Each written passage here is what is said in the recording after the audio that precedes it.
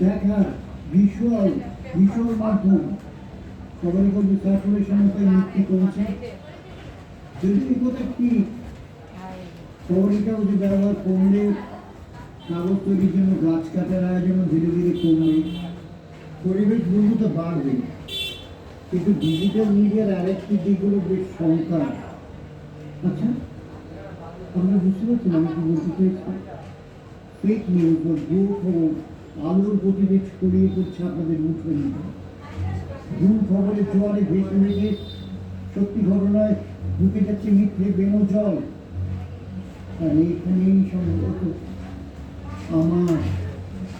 আমার মানে প্রিন্ট মিডিয়ার অপরিহার্যতা।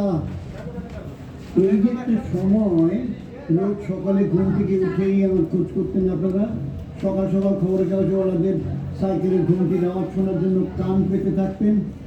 খবরের কাগজকে ভাঁজ করে কি এক আশ্চর্য ম্যাজিকে অনেক উঁচু বাড়ির বারান্দাতেও মোক্ষম শুনে যেতেন ওরা।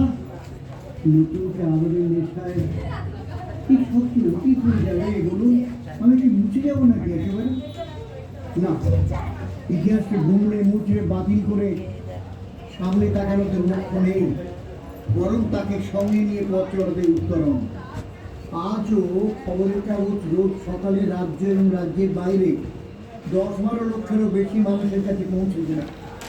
নাগালে মুঠোফোন থাকা সত্ত্বেও আজও কিছু মানুষ রাত ভোর হলে ব্যক্তির সঙ্গে আমাকেই চান। হ্যাঁ, আমাকে প্রিন্ট মিডিয়াকে।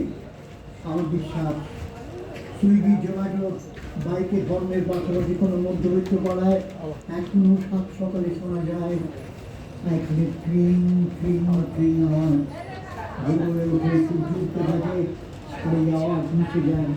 আমার বিশ্বাস চটজলদি খবর দেখার পাশাপাশি রোজ সকালে সেসব খবর আপনারা যাচাই করে নেন আমার পাশা থেকে। আমি জানি এক হাতে মোবাইল ট্যাব আর ইন্টারনেট থাকলেও আপনাদের অন্য হাতে আমি হঠাৎ প্রিন্ট মিডিয়া খবরের কাগজ থেকে যাবই যাব।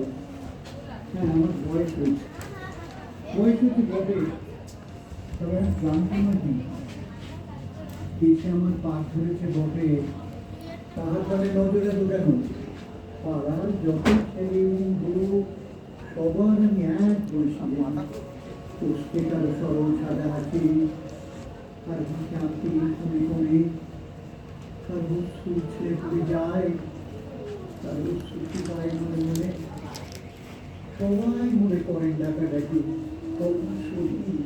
কবিতা লেখা সবার আমি সমান হয়েছিল।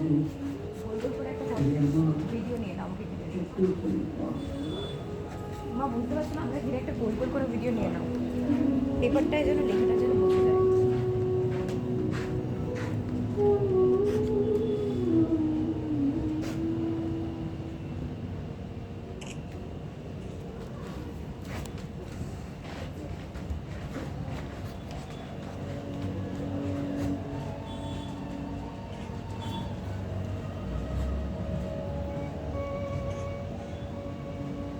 ব্যাস অফ করে দাও।